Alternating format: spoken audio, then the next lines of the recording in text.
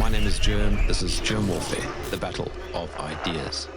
Let's get a macro view of what is going on in Iran. Well, actually, I think the war in Iran is the continuation of the war against Syria.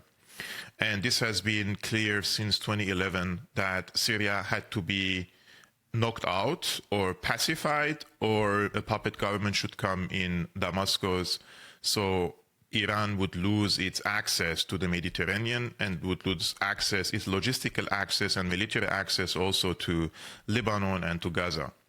As we may know, in the past 40 years, Iran started building alliances in the region, I would say, between state and non-state actors. And they carried out, in my opinion, type of policies and actions against the American dominance and the Israeli dominance over the region, which the Israelis considered it, of course, it's very dangerous for their aspirations to establish, especially this has become more clearer, let's say, after October 7, when Israeli officials came publicly talking about their aspiration to become a dominant player. And this is, we're talking about a hegemon. Some people call it a Pax Judaica Empire. Other people call it different names. It doesn't matter the branding. I think what matters is that Israel has a strong aspiration to become the regional hegemon, and their main rivalry or main rival in the region is Iran. And Iran has supported Syria in this case, Hezbollah, Hamas, the Ansarullah movement, and the PMU in Iraq in order to counter this US-Israeli, let's say, entrenchment in the region. And once they were successful in removing Assad from power, it was quite clear that it is only a matter of time they would move this war inside Iran itself. So they tried through multiple, this war is multi-layered, you know, like they start with the rhetoric, the media demonization, the psychological operation, the economic warfare, the sanctions, and then they try to instigate always a rebellion or riots inside the country to create the perception to the public opinion that the people are asking for the United States to come and save them, right, from this evil dictator. And this is basically the same script they copied in different places. So it was quite clear that they were planning for war or destabilization of Iran. But in my opinion, when we bring the basket, as we're at the end of the day observers, analysts, right? So we have to have this basket and see what are the pros and cons of going into war against Iran from the American perspective. And you come to the conclusion that this is, objectively speaking, Iran is a rational actor in the region. They want to cooperate with the Americans in different files in the region. But what they don't like is the presence of the American forces near the borders with Iran. And those are not some defensive, pure defensive weaponry or defensive bases. Those include F-35s, those include F-16s, those include missiles directed at Iran, and also include spying. They're spying on Iran. They're watching what is going on inside the country and waiting for the opportunity to move inside the country. So the Iranians are definitely unhappy with that situation. But then comes the Israeli factor into this equation, and we can see that there is an increasing attempt from the Israeli side, some people would argue and say they have already done that successfully, to hijack the American foreign policy and use the American military power as the stick. The Israelis tried to use the American army as the stick against Iran, because Israel itself cannot fight against Iran. There is no chance that Israel could survive this war without nuking Iran.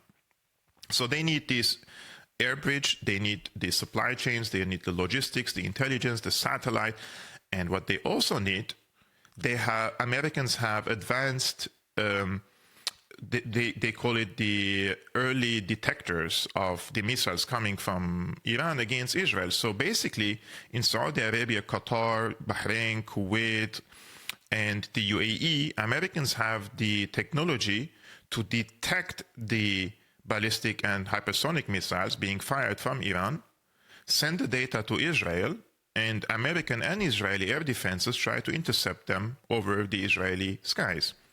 So in this case, the Iranians have seen that the Israelis are basically going to move inside Iran using the American military, despite the fact that if you put it pure from the pros and cons perspective, it is not in the interest of the Americans to open an all-out war against Iran in the region. This is not in America's national interest, because America is already overstretched in different places around the world. Its economy is, as we may know, trillions of dollars in debt.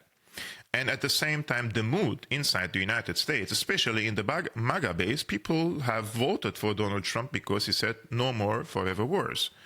And then this comes, and it's like the last straw in the MAGA base. It sends the global economy to almost to the recession levels. And the Iranians have retaliated in a manner, in my opinion, that the Americans were surprised. And now they say, oh, this is unfair that they're hitting Qatar, Saudi Arabia, UAE. But what the Iranians are doing, they are hitting first American bases. And secondly, they are retaliating to previously conducted attacks by the Israelis or the Americans against their energy infrastructure. So imagine the Israelis bombed the oil depots in Iran. So the Iranians retaliated. They didn't initiate this type of attacks against energy infrastructure in the region. They retaliated against these attacks. And then came the most important attack from the Israeli side, and this is more important than assassinating Ali Khamenei, basically, and that is to strike Iran's gas field. And this is one of the most important and rich gas field in the world. So what do the Iranians do, basically? They strike back against a Qatari LNG field, basically destroying 15% of its capacity for the next 5 years. So Donald Trump panicked, and he went on his social, this truce app, whatever they call it, and he said, look, we weren't aware about this attack. We didn't approve it from the Israeli side. They did it by themselves. But this is completely bollocks, because the Americans know every single detail, and they have the satellite, and they have their own, of course, forces in Israel, and they know the type of attacks that Israel is carrying on. But the moment that they struck these gas fields in Iran, they didn't anticipate, again, for the 10th time probably, that Iran would retaliate in this manner against the Qatari gas fields. And this has sent the global markets into complete panic, right? And now you can see people like Sachs, who is they call him the crypto tsar of Trump. We have Joe Kent. We have other people who, I'm not saying that they have genuine intentions. All I'm saying is they're now saying, no, we have to declare victory and withdraw. But we have to understand, if America declares victory and withdraws, Iran is not going to stop its choking of or blocking of the Strait of Hormuz. They have miscalculated so badly with Iran that even if there is a cessation of hostility, Iranians will not stop blocking the Strait of Hormuz against the American and Israeli and other interests, other European and Western interests who have participated in this war of aggression against them, which means once this war is over, we will see continuous sanctions. They have been sanctioning Iran for 40 years. And now Iran is sanctioning them back so badly that the condition of the Iranians to unblock the Strait of Hormuz is American forces have to leave the Persian Gulf countries. And this is the biggest moment, in my opinion, after the fall of the Soviet Union. If Americans withdraw, and I'm not saying they will, but if they withdraw from the Persian Gulf countries, Israel will be left alone in the region, and they have no means to survive in the Middle East without the Americans.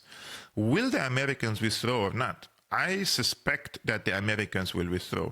I think Netanyahu and his team and who he represents, they have hijacked American policy so much that even David Sachs the other day said, look, there are fears that Israel could nuke Iran And I'm worried and terrified of this scenario that Israel, at certain point, when they feel that their existence is threatened, they would enact and activate the Samson option and they would nuke Iran. And that's why Iran has rejected to give up its enriched uranium, basically. And I'm not an expert on I'm not claiming to be an expert on it, but I have read enough to understand why they have been enriching sometimes to 60% of the enrichment level, because they want to have the threshold that if they are nuked, they would have the capacity to have the second strike. So if you strike Iran and nuke Iran, they have the capability to develop a nuke in the future. And this would take few months for them, because one tactical nuke or two tactical nukes or even 10 will not decimate and eliminate Iran from existence. So Iranians are ready. If this doomsday day come, they would have the capacity and the capability to strike, to have the second strike. I think this is all what is going on in the region, and this is very dangerous, and the people should be terrified of it. So, Kevork, whose war is this actually? I think, if I want to be very honest with you, this is Israel's war. But who Israel represents? Is Israel like an independent actor? Who stands behind Israel? Does Israel represent few banking dynasties? Does Israel represent a certain ideological fantasies? Because it is difficult to see this war and separate it from ideology. After October 7, you can see clearly that although most of Israeli officials, including his real name is Melakovsky, I think, Benjamin Netanyahu, they started talking about they want to prepare the conditions for the second or the coming of Messiah. Yeah, and I mean, did you see them all praying over Trump? This is something, in my opinion, just shows how much ideology plays a role in the United States. And I'm not saying religion, I'm saying ideology, because this is not a religion. This is a heresy. This is not Christianity. People need to know that non-American Christians are watching this with horror. This is complete, in my opinion, a heresy, especially this... I forgot her name, but she is the woman responsible for Trump's religious affairs. And she recently was just above his shoulder and touching him. And she claims that she is representing God on earth. And in Christianity, this is basically anti-Christian. Nobody can represent Jesus Christ on earth.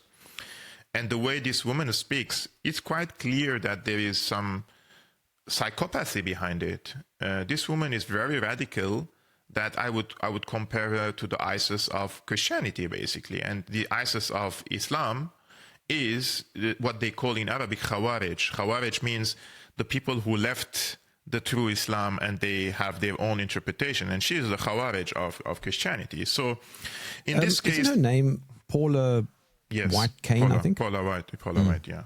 So this woman recently also, she forced another woman to resign from this Religious Liberty Committee in the White House, and she was on Tucker Carlson's show recently explaining that these people are basically Israel first, Israel first, Israel first, Israel first, all the way. You can take a book and call Donald Trump any name in the book, it's fine. But the moment you criticize Israel, they come after you. So these people are the infiltrators in the Trump administration. And then you have Jared Kushner, who has no official status in this administration. And then he's acting like the foreign minister and the secretary of state of the United States. And Jared Kushner, of course, had close ties to Epstein, had close ties to Ghislaine. He is he has taken the daughter of Donald Trump and converted her to Judaism. That's very strange. We need to ask if any of the sons or the grandsons or granddaughters of Donald Trump found probably someone from a different religion, like a Muslim, would he accept it? Or an anti-Zionist Christian, would he accept it? So Jared Kushner is definitely part of it, because Jared Kushner is the guy who is like this envisioning the future of Gaza. They're trying to build this AI-run city in the Gaza Strip over the corpse of hundreds of thousands of people.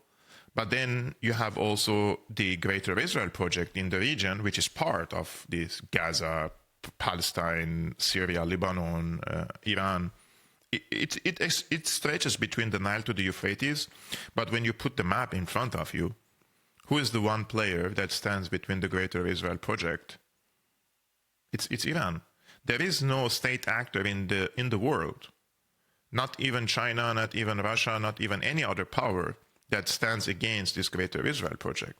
So if they succeed in regime change in Iran and they bring their puppet government, then rest assured what the people call the Pak-Judaica Empire will stretch between the Nile to the Euphrates easily. There is no military power can stand against them. But then people come and say, demographically, that is impossible. And the Jews are 15 million, 16 million. I don't know how many are there in the world. They cannot really all come and settle in all this big territory. Yes, that's why you need puppet governments in these countries who bring their economies, their social structures, their society, their economy, their political class, all under the influence and the leverage and the control of the Zionists. So that's why you have Jolani in power in Damascus. That's why you have Joseph Aoun and the prime minister in Lebanon. That's why you have Mahmoud Abbas in the West Bank. And that's why you have Mohammed bin Salman in Saudi Arabia. That's why you have Mohammed bin Zayed in the UAE. And that's why you have the ruling family in Qatar. Those are all in the same bed with the Americans and the Zionists. And they have allowed this to happen against Iran, first by spending tens of billions of dollars in Syria to destroy the country and bring it under the American umbrella. And then they allowed the Americans to use these territories, their skies and their military bases to wage this attack against the Iranians. So once this started, and now the Iranians have retaliated, they have found that they have learned a very, very dark lesson, that the Americans do not give a F about them. That all these forces what you just said now, yeah. Sorry, I interrupted. But what you just said now dovetails with a message I received on my Telegram channel today, in fact. The question goes, can you explain why certain Middle Eastern countries publicly condemn Israel's actions in Palestine, yet also allow them to use their airspace? Which one? Which Arabic country? I mean, the Saudi Arabia, the UAE. UAE is on the side of Israel all the way. Qatar it's all rhetorical, you know. Those are ink on paper, that they condemn the massacres against the Palestinians. Okay, what did you do to stop the massacres? Did you use your leverage in the American economy, since you have invested trillions of dollars in the American economy? This is what the Saudis and the Qataris and the Emiratis have done. Donald Trump came to every single country and he sucked at least $800 billion from these people only a few months ago. Why didn't you use that as leverage to tell Donald Trump that this massacre should stop? They didn't do that. In the contrary, they rolled the red carpet for him and they celebrated him and they called him every nice word in the dictionary. I think in this case we have to understand what they say is not, they don't really, what they say and what they do are completely different things. And in this case, the Saudis and the Emiratis and the rest, they don't mind normalizing ties with Israel. All they wanted is that at least there should be some an exit that they could claim to their public that, look, we secured this chicken nugget size of territory as a future Palestinian state. And even that, Israelis rejected. Like, even that, like, if they would find a small territory in Palestine and they say, finally, we found you some small place the Palestinians can live. Even that, the Israelis rejected it. So In this case, I think the lesson they have learned that when Iran started retaliating, where have the Americans installed the air defenses, the THAAD missiles, the interceptors? They were all in Israel or around Israel to protect Israel. How many times the Americans tried to protect these countries against Iran? How many times the Americans tried to protect these countries against Israel? Remember, Israel bombed Qatar to kill some Hamas members, right? This was a few months ago. Americans didn't activate their air defenses in Qatar, but now they activate their air defenses when they come under attack from Iran.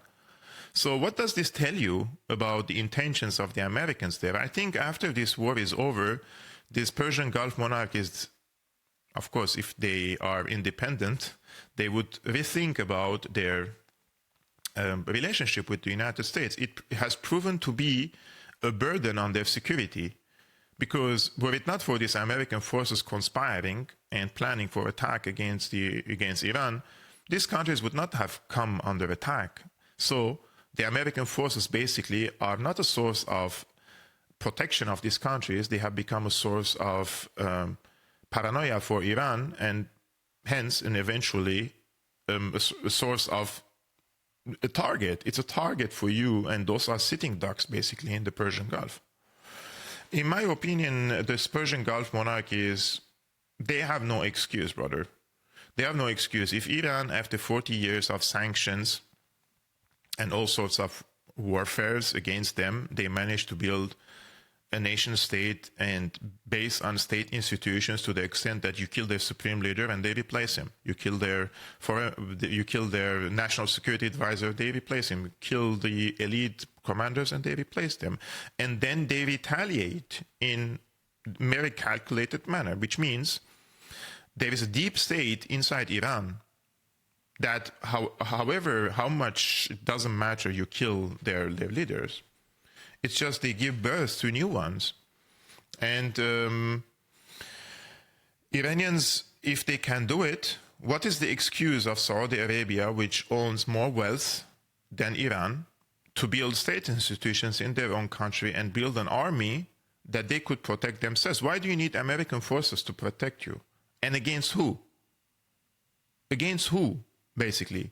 If Iran hasn't attacked you, not once, all these years and all these decades, and they only did attack you when Americans attacked them, what does that tell you about the state of affairs in the region? And why don't you rely on yourself and produce these weapons like the Iranians do, like the Syrians have done in the past?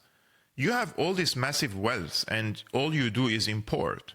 From your food, from your medication, from your technology, from your infrastructure, from your cars, you basically produce nothing.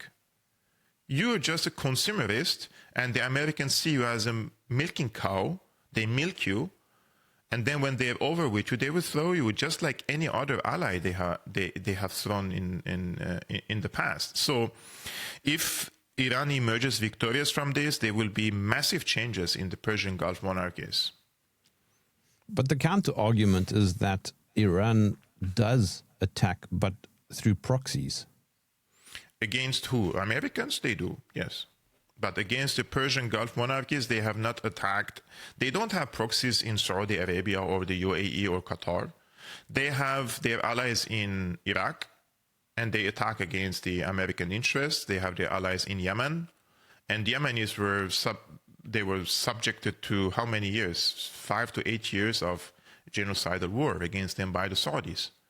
Saudi Arabia attacked Yemen, and the Iranian allies in Lebanon attacked Israel.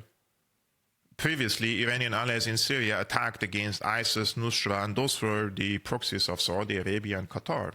So in my opinion, Iran, although it has aspiration to become the dominant player in the region, they don't have also the demographic means to occupy these countries, even if they want to. A Shia country like Iran cannot convince 90% majority Sunni people to join its empire. It's impossible. And in a region where, if you live in this region, sectarian identities are very, very important for the people, more than religion. You can see somebody who is incredibly radicalized for his own religious sect, but he's not even practicing his own religion. So sectarian identities play a major role, like in Syria. Were it not for the sectarianism, it was impossible for them to topple Assad, but because they knew that sectarianism plays an important role, so they made it about sect. So they started calling Assad like, oh, he's an Alawite regime. Although the vast majority of the Assad government, military, in the government, executive, legislative, and every aspect in the Syrian society were overwhelmingly when I say occupied, I mean the ones who were doing the job, they were Sunnis. But they made it about sect, so they can remove Assad and turn the majority of the Sunnis in Syria against him. So imagine in such a region, how can you, as Iran, even if you have expansionist aspirations in your neighboring countries, occupy and include it into your empire, basically. So I think Iran's aspirations are regional. They want to become influential and relevant in the region. And these Persian Gulf monarchies, since they have embedded themselves so much with the Americans, they find it existential for them, because if Iran emerges victorious, then these ruling families at some point will go. So this is about more the family rule of these countries, that they want to keep their grip over their countries rather than Iran's intentions to occupy these countries directly or indirectly. I mean, Iran can occupy Bahrain. The only thing they can do is occupy Bahrain, which is a majority Shia country. That's the only place. But it does seem that Iran is alone. So this is... Iran is alone in the sense that Iran is the only party which is now directly retaliating against these sources of fire. They have their ally in Lebanon, Hezbollah, which opened a front line against Israel recently. They have the Ansarullah in Yemen, and they have the PMO in Iraq. But the Iranians have this Samson option, which I explained in my article, and that is they don't need nuclear power, and they don't need to have allies in the sort of Israel has the US on its back, you know. They don't need this type of relationship. And the evidence for it is when the Iranians and the Russians signed the strategic partnership, the Russians asked if the Iranians want to proceed to a defensive pact, and the Iranians said no. Iranians rejected to have a defensive pact with Russia, with China, and with any of the developing countries in the BRICS countries, for example. But they have had a mutual defensive pact with Syria.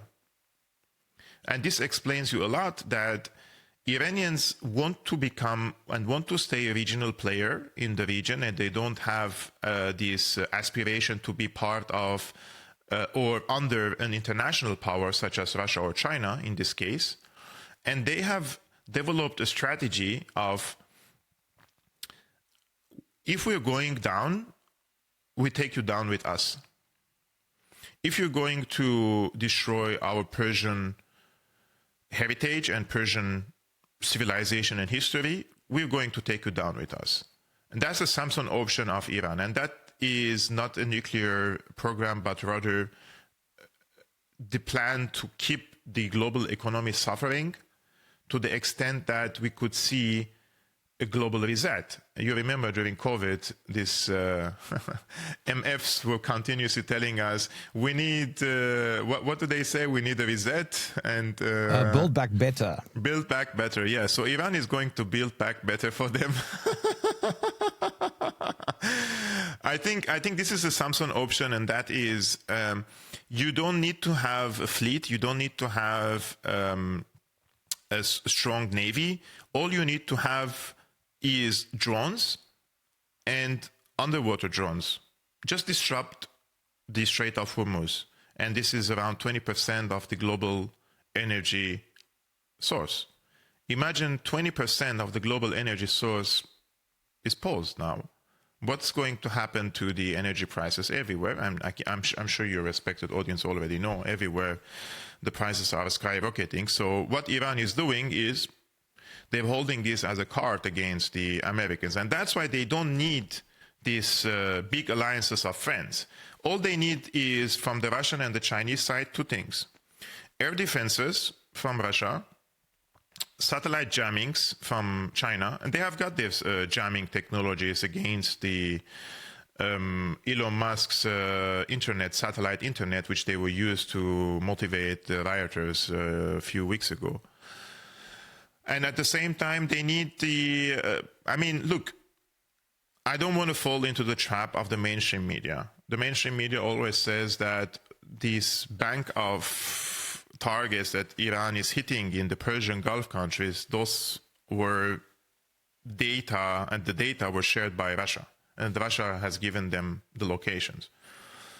That could be true, but that could also be a bullock, because what they always try to do is, look, these barbaric Islamic countries, they don't know how to manage themselves, they couldn't really be smart enough to locate us, so this should be Russians, right? This is how they speak in the press. But there are footage which I saw from the UAE. I mean, they are sending drones into these, what they call these tall buildings. What do they call them? I don't know.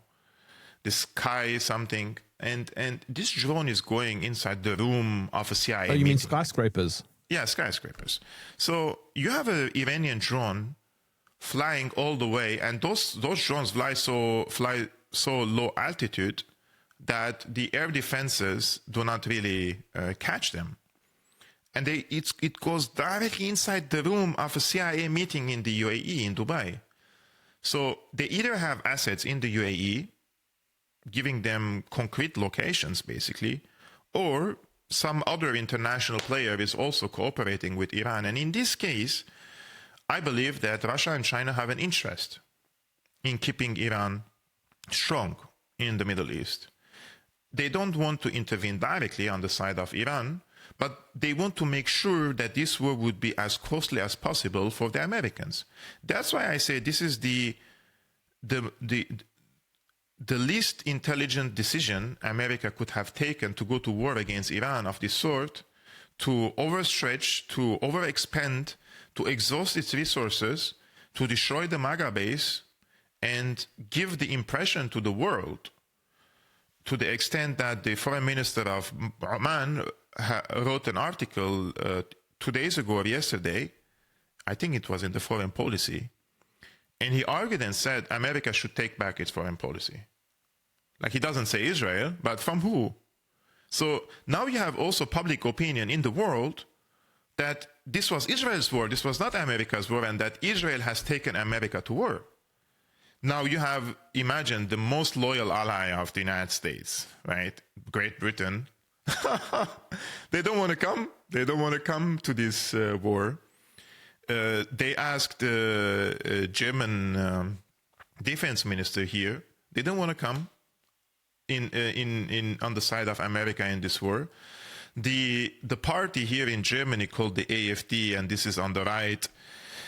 And basically, I have seen a pattern among these AfD politicians, and they are the second strongest party in Germany now, continuously talking about the MAGA, like we are the MAGA of make Germany great again. Like everything that Donald Trump has done in the past, they just copy it and repeat it. And now the chef, the leader of the party, Alice Weidel, yesterday I watched a video of her, basically says, well, we cannot really activate NATO's Article 5 or Article 6. This is not a defensive war. This is an offensive war. This is a war of choice. America has chosen to go to war against Iran, and they didn't have an exit strategy. So now they're calling us for help.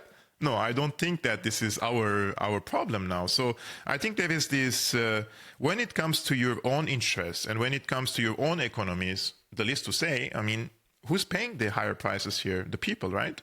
And it was already, the prices have already exploded, my friend, after the Ukraine war, because of we cut the energy from Russia. And now with this current crisis, we pay 2.4 euros per liter diesel. And yesterday I watched a video of a member of parliament in Germany, imagine, of 2.4 euros. The real price of the diesel per liter it's a 90 cent. So you're paying €1.5 extra to the government taxes. So the government has already increased taxes so much that you're paying 120% more under the normal circumstances for what the diesel and the benzene basically costs.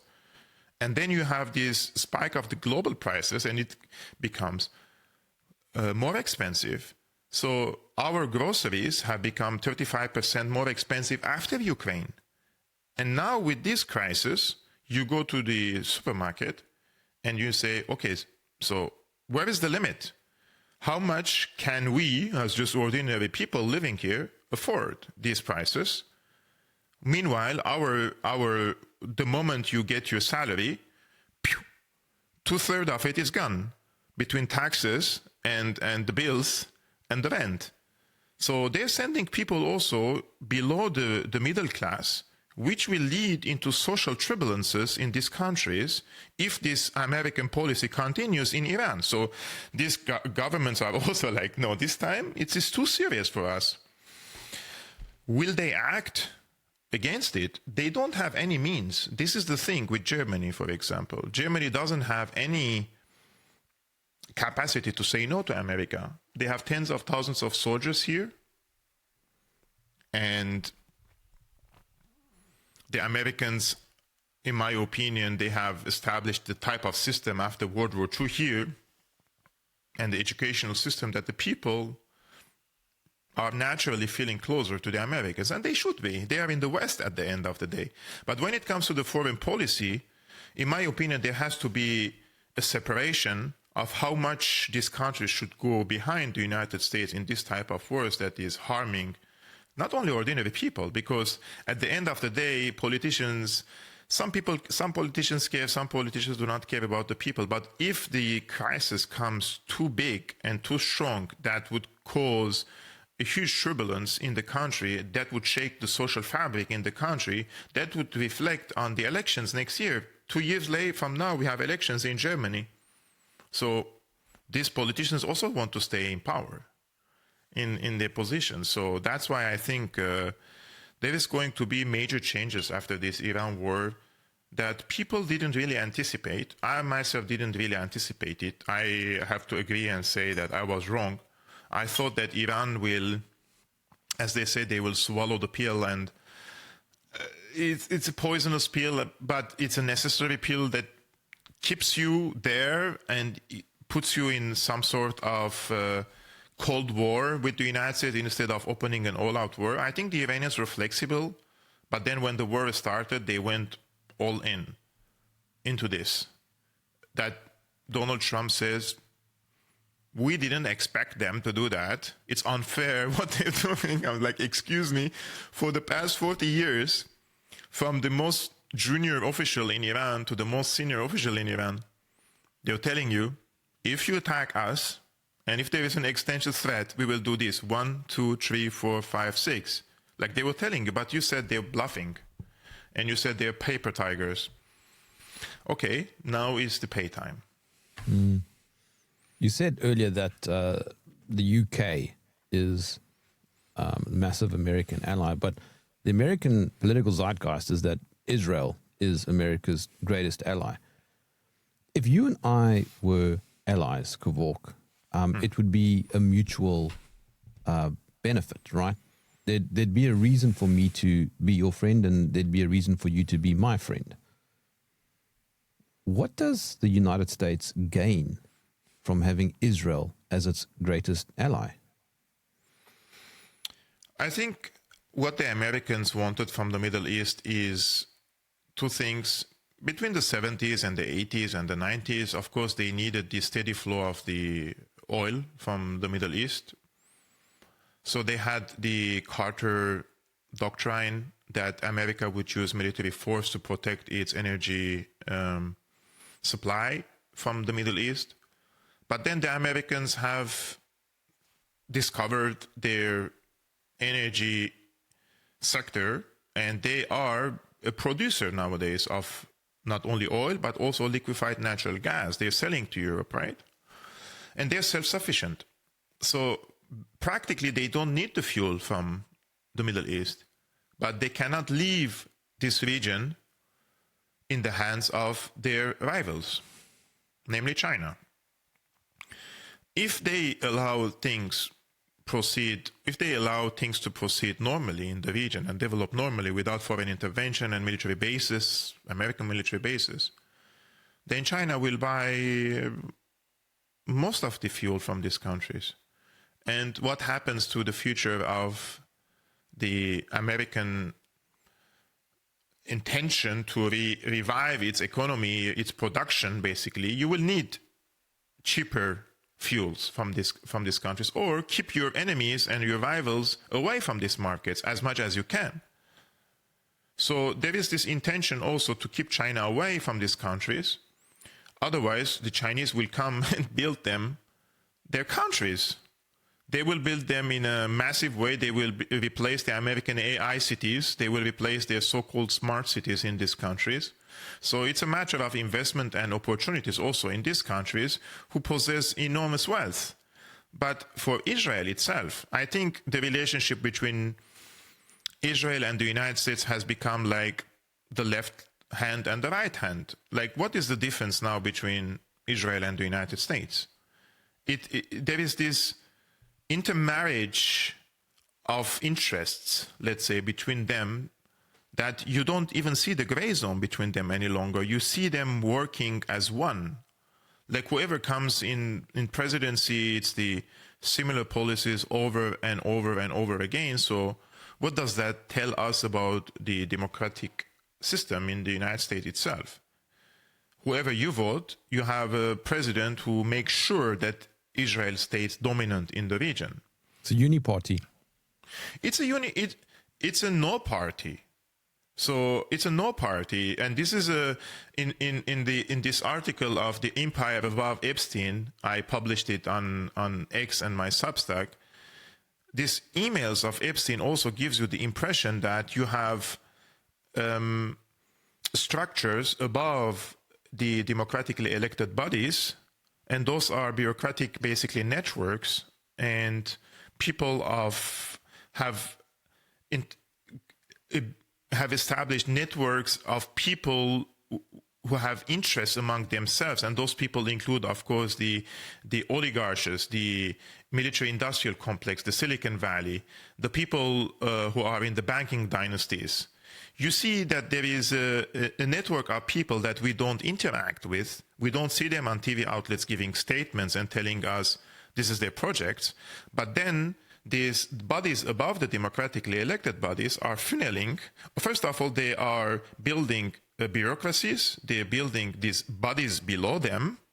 And then they're funneling the money into and injecting money and finances into these democratically elected bodies to the extent that you have political capture. Like the political elite in the West has become like, it's like one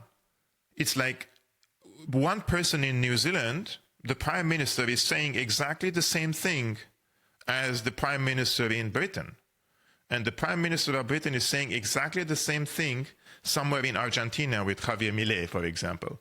So on the major things, you see that these powers have agreed on certain headlines, and they are financing the democratically elected bodies in this case, and these politicians, that these politicians have become servants to the non-elected bodies above them. That's why we see nowadays when a politician like Kaya Kallas says something, and you're like, is she a bimbo? Is she stupid? Or is she serving someone? Because it doesn't make sense.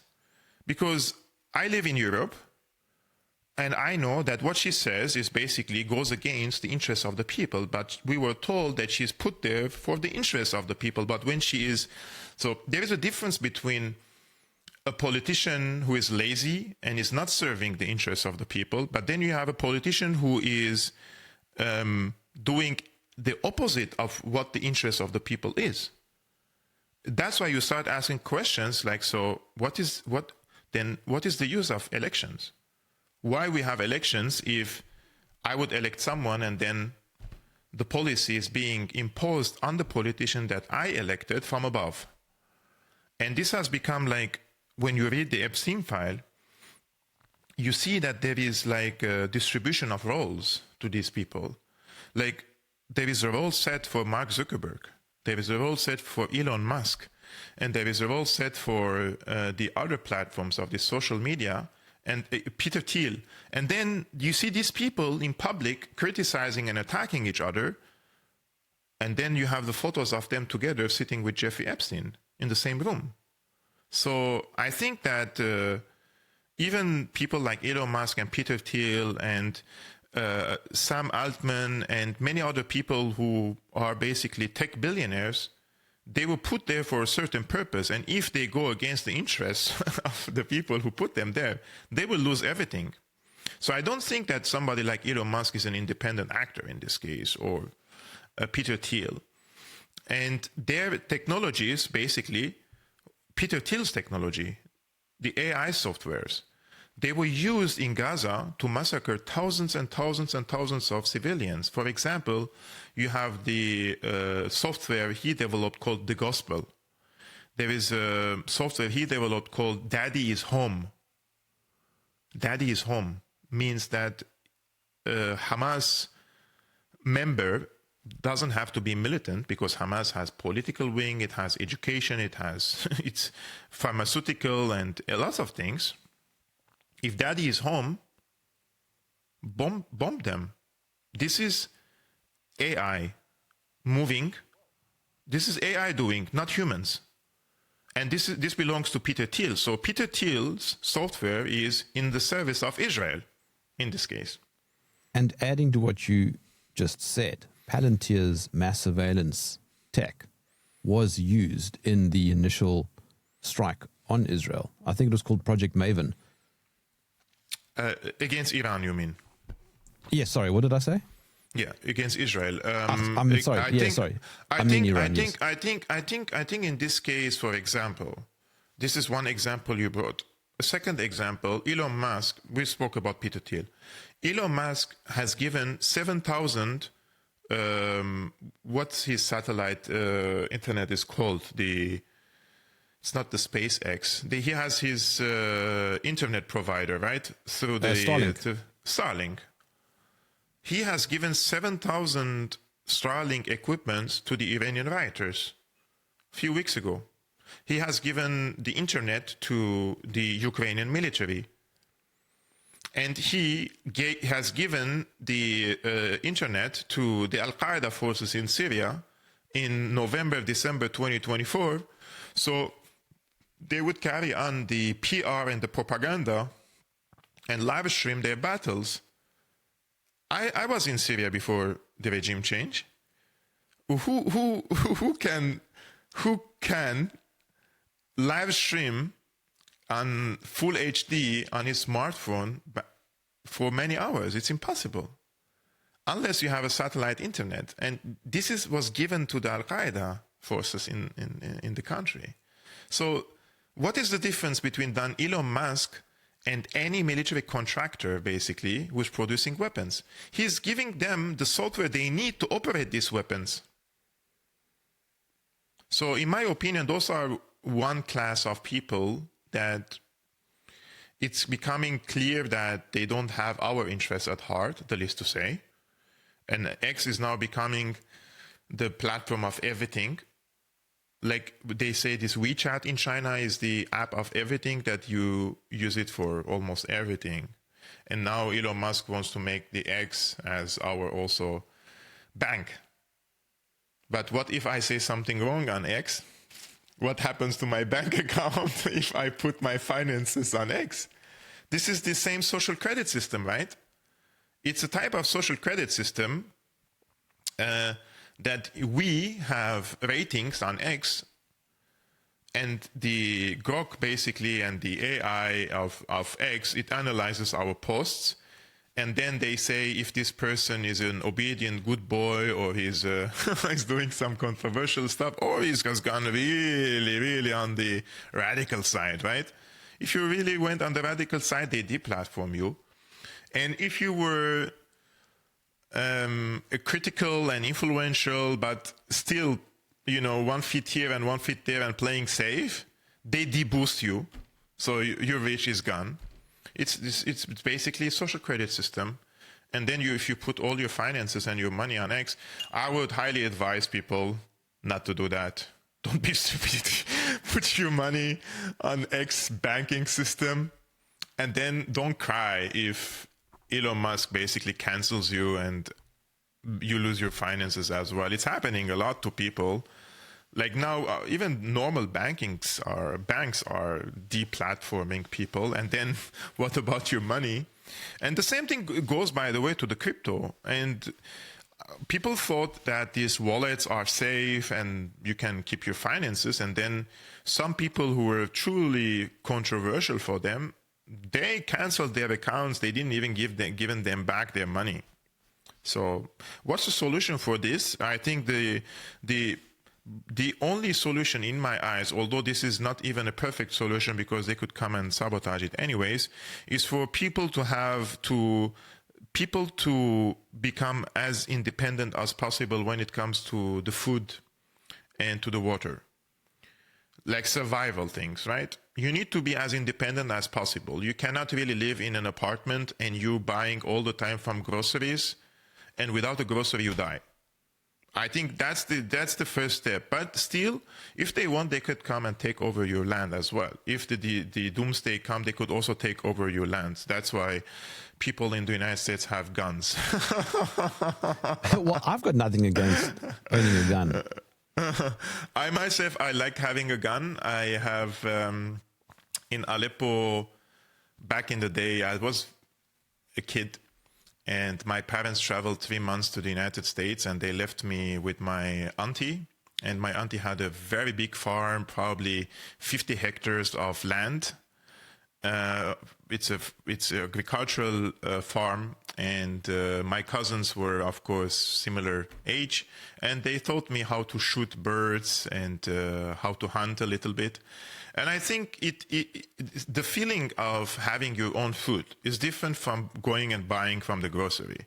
It's the fulfillment and it's this psychology behind it that is great. But I'm not for a gun for just shooting people and all these things. But you need to have a gun to protect yourself if you're attacked. I mean, I myself have been attacked many times in the streets of Berlin via the Jolani people, including with objects, And when I ask the police, I need to protect myself. Well, we cannot really permit you anything. We cannot allow you to protect yourself, basically. So I think that's also the opposite side of the other spectrum, right? Which I dislike it. And I feel like people have to have the right to protect themselves. What do you mean if there are people in the streets and you cannot really impose your rules and they're carrying with them knives and somebody attacks you with a knife, which happened to me? Then what? And then they close the case because there is no evidence that he was carrying a knife. This is what the court says. So what do you want me to do in this case? To get stabbed for you to have evidence that he killed me? This is also absurd law. And increasingly we're having lawlessness and people with knives in the streets. So in the near future, my plans. I think yes. I will be in a better position. For sure. And by the way, speaking of the near future, you need to come and visit my side of the world. I know that you do want to. I would love to. Yeah, I live on a farm, so you must come and stay with me. It is great. I would love to. Recently, also, our very good friend here in Germany, she's going back to South Africa. She already has booked, and she was born in South Africa and she lived in Europe in the past 20 years, and now she's going back to the farming life. So I think this is the correct approach. Also, for brother, people are too propagandized and told they cannot afford it. It's incorrect. If you can afford your car, if you can afford your smartphones, we pay lots of money for these things. People start changing their smartphone every year. They have programmed us to believe that those are the essential things. Those are not essential things. The essential thing is for you, if a catastrophe comes, you have a potato on the ground that you can eat, or you have a water to drink. That's the priority. But they have made us consumerists to the extent that people care about everything, like the clothings and the industries have become too attractive for the people just to spend money. But rest assured, I can say this out of experience. I have 3 T-shirts and 3 trousers, and they cost nothing basically.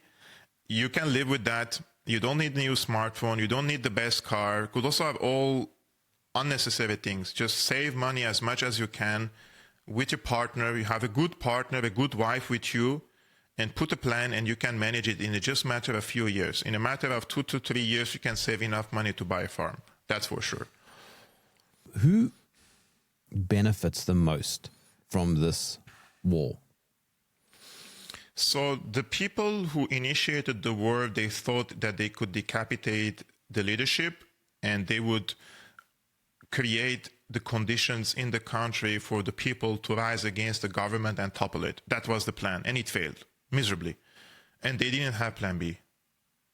Quite obvious, they didn't have plan B. They thought this will work out, and it didn't work out. So if they succeeded, had they succeeded, this would have had enormous repercussions on the region, that the region would have been, for 100 years, a century from now, you would have seen Israel and the United States are dominating everything in the region.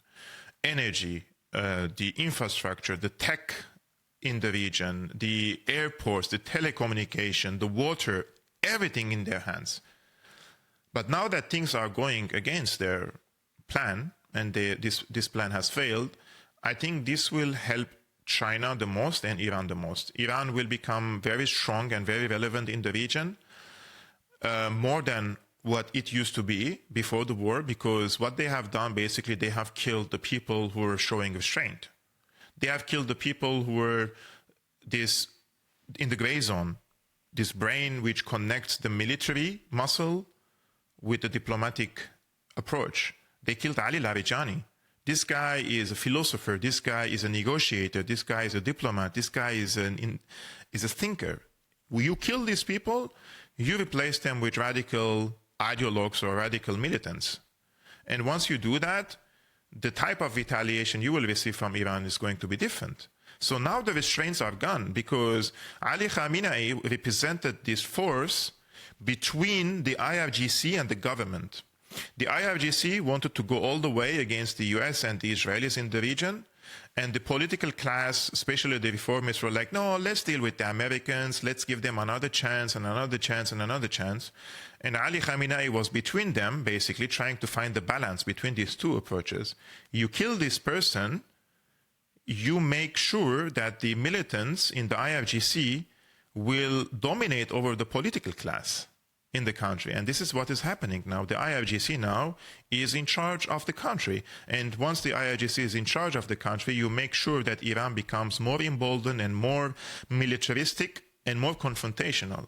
So Iran is definitely, the IRGC in Iran is definitely winner out of this war.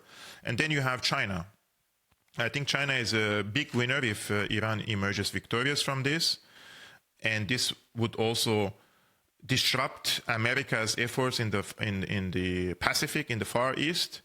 Now that they have, imagine they had to send their THAAD batteries from South Korea back to the Middle East, because the production of these things, my friend, it's not easy. It's not like one is destroyed and the second day we manufacture another one. It takes months, sometimes years. So they had to bring equipment from the Far East and from Taiwan and install them in the Middle East. Means they made that situation, they're volatile for them. So China is definitely going to be winner when this is over in the future. Russia is it's a very interesting player, you know, like their media class is cozying up with Donald Trump. They have these diplomats visiting Witkoff and Jared Kushner all the time. And they show lots of friendship attitude towards them. It's not going to work. Americans wanted to, in my opinion, to cool down this war in Ukraine because they had this war in the Middle East. And had they been successful in the Middle East, they would have came back to, in the second administration, now that Trump administration will be over in 2 years, and they would have come back probably in a democratic administration against Russia again. Unfortunately speaking, my friend, it's the mentality in the United States, the zero-sum game, you know. I have nothing against, I mean, why would me, as somebody sitting here, would hate against America? I don't live in America. I don't hate America. I have grown up, I have said this multiple times, by the way, my entire upbringing was on the American pop music. I grew up on MTV. I can count more American artists than Americans themselves. I can count more American movies than Americans themselves. But at the same time, I can see what is right and what is wrong. And what America is doing, basically, this attitude of subjugating you, you know, there is some human feeling and human dignity in us that rejects that. And I have had this direct experience during the Syrian war with American journalists, think tankers. The moment you speak with them, the arrogance that you smell from them, the way they speak to you, like they look down to you, like you're like the peasants in the Middle East, the barbarian. No, I reject that premise. I don't want to American this thinking to prevail that we are the second, third, fourth class citizens in the world. We're flies. They could kill 100,000, 200,000, 1 million of us, and then oopsie, it was a mistake. No, this has to end, in my opinion. And the only way to end is what history has told us, and unfortunately that is the case all the time. It only comes after a military earthquake. And for this empire, after overstretching all around the world, I think this has shown clearly for the people to see, because sometimes people theorize. We can talk about as much as we want about the decay of the American empire, but if the people do not see it with their own eyes and feel it, they will not believe you. Now, in the case of Iran, people can see with their objective eyes that this is the limit of the American empire. And from here now onward, you will see more retreats for the Americans, especially from the Middle East. And this is the place where they hit their head to the rock of the Iranian rock. And now they see that they cannot overthrow the Iranian government in this case. And this shouldn't be seen but a good news, because we want more balanced relationship, more respect. We want also to develop, we want also to grow in the Middle East. But if you want to tell us that your growth has to be dependent on us, and you cannot produce, you cannot invent, and if you try to, we will sanction you. This is the thing that has to change. That we deserve to develop our societies and our economies on our own terms, not on the terms of the petrodollar or the dollar dominance or the blackmail, you know, that, look, if you build this port, if you build this telecommunication, if you build this weapon, we will sanction you. But America doesn't have the right to do that, you know, but we don't live in a rules-based international order. So unfortunately, that's what I really aspire to change. And that's why I feel motivated every day to try to tell people, you know, what is going on in the world. And rest assured, many, many people are waking up, especially in the United States. And I really hope that the Americans would do the cleaning the house by themselves, you know. this political class has to to be replaced. Well, then how can Americans follow your work? Oh, nice. Actually, I checked my statistics the other day. 30% of the viewers of my Syriana Analysis show are basically from the United States. And surprisingly, they were the vast majority of them over 45 years old. And I'm flattered by that older generation are watching like a younger podcaster, basically.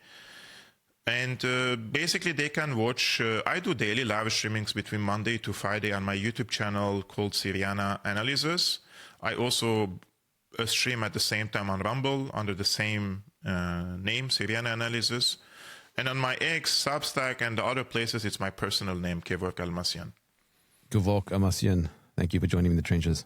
Thank you so much, brother.